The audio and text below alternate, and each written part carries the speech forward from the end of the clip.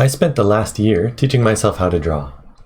I didn't go into it following any specific classes or lesson plans initially, so my practice was kind of aimless early on, but I eventually adopted a certain practice method that I found extremely helpful. So I thought I'd talk about it a little bit and share my experience. So each day I would warm up with 1 hour of timed poses. Keeping it simple, I'm not really taking these too seriously. The whole point is basically just to have fun with it. And eventually I started doing something more on top of that, where I would take one of the poses that I did and kind of turn it into a quick, sketch. I wound up spending about 3 hours total each day drawing. I would do like 1 hour of pose practice, and then I would turn that into something a little more complete. I repeated this process for quite a while, maybe a few months, before I wanted to start doing bigger drawings. And I found that in doing these rough sketches every day, I was understanding a little better what I struggled with. Like for example, this one, I remember having a really hard time with the hair, and this one with the sleeve here, you could see it's kind of messy, right? So as I'm doing these timed poses and color roughs, I'm always keeping in mind the things that I struggled with. And when those things become annoying, like when I keep making the same problems over and over again, I like to jump in and do something that I call the deep dive. So, for example, this is one of the drawings that I did as part of that process. I remember really struggling with the hands. These ones are okay, so is this one, but in particular this hand here. I just couldn't figure it out. So my lack of knowledge in drawing hands was starting to get annoying to me at this point. It'd maybe been 3 or 4 drawings in a row where I was just like, I don't know about these hands, right? So what did I do after that? I did what I call the 100 challenge, where I just sat down and drew 100 hands. So I believe these red ones are from reference, and then the blue ones are, I think they're either my own hand or from imagination. I can't remember exactly which is which, but the whole point is that I'm drawing a lot of hands. And the goal with this 100 challenge is I don't want to learn how to master the hand with this. I just want to understand something a little more. So the thing that I learned from drawing 100 hands here is how important the knuckles are. It might not be too easy to see, but you could see that I'm kind of separating the fingers here.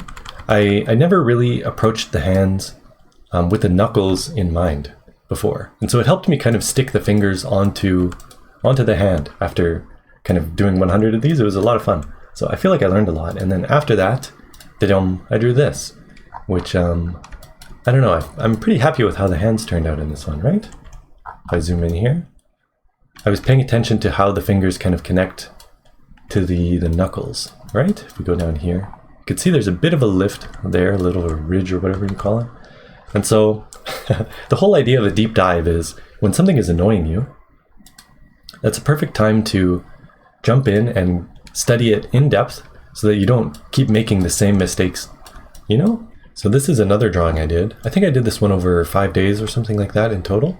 And I was really happy with pretty much every part of it, except for this shoe here in particular.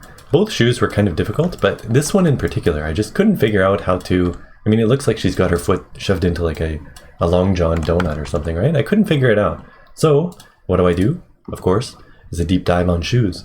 And really, again, I'm not trying to master the shoes here. I'm just trying to analyze it and figure something out. So what I learned with this one is that what you can kind of do is if you look at the sole of the foot, think of it as the bottom of the shoe, you can kind of just create a big oval and then put another one of those on top, like this, right? And then you just kind of connect the lines. And depending on the shoe, it looks a little different. Like these shoes, that top part kind of comes out and then it comes down like a slide almost. And then heels, there's kind of a point to them, right? But it's all the same idea.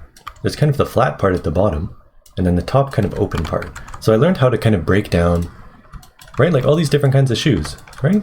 Just studying something. I'm just basically practicing until something clicks. And then once again, the next drawing I do, I want to make sure that I'm including that thing I practiced. So here are these shoes. They look okay, right? Could have done a little more detail on them. But again, I'm using what I just practiced, right? So it winds up being a lot more clean than if we look back at this one, hey? Just a little messy. So, continuing on, when I finished this drawing, there were 2 major things that were annoying me. One was the lighting. I think I might have overdone it. And the other was the hair, right? So, when it came to work on something after this one, do a deep dive, I chose to do the hair because the hair is more annoying to me. I've drawn hair many more times than I've done this kind of lighting thing. This was basically my first time trying to do like really bright lighting kind of shining through a tree. So I didn't want to work on that yet. It's not annoying me yet, right? It's my first try, but I've drawn hair many, many, many times, and I always screw up with the bangs, right? So what do we do next? We do a deep dive on hair, hey? This one, I drew a lot more than this. I think I erased some of it, but what I learned here is that the bangs really don't have to gather at a single point. For some reason, I was always doing that. It can kind of extend them along like more of a ridge at the front of the hair. I also practiced drawing like this kind of part where the hair kind of curves over, you know? So I used some of that knowledge to do this next drawing here, and the bangs look much more natural. And also this part on the side where the hair kind of shifts to the hair kind of on the side of the head looks more natural, I think. So one more thing to note is that even after doing that deep dive, I still wasn't really fully there with the hair, right? Like some of this is kind of messy. It's a constant process with me with hair. This is something I've drawn more recently. And I'm getting a little more confident with this sort of thing, but I still really struggle with it. Hair is always hard for me. So, you know, don't go into like a deep dive practice session expecting to master something. All you want to do is learn just a little tidbit of information to make it easier for you going forward, right? And you can kind of stock those up as time goes on, and eventually your hair will look much more clean than something like this, right? It's just a matter of time and practice. And you can really practice anything with this. So I'm practicing sleeves here, particularly how the sleeves kind of bunch up and bend when the arm bends, right? This is all just drawn from reference. This is another one I did where I was trying to place characters kind of into a scene, kind of fuse them into the background a little more, right? Because I was struggling with that. And then just drawing cats. I think with this one I was trying to do like furry lines and like draw like fuzzy edges and stuff like that. So you don't really understand something until you try to draw it, right?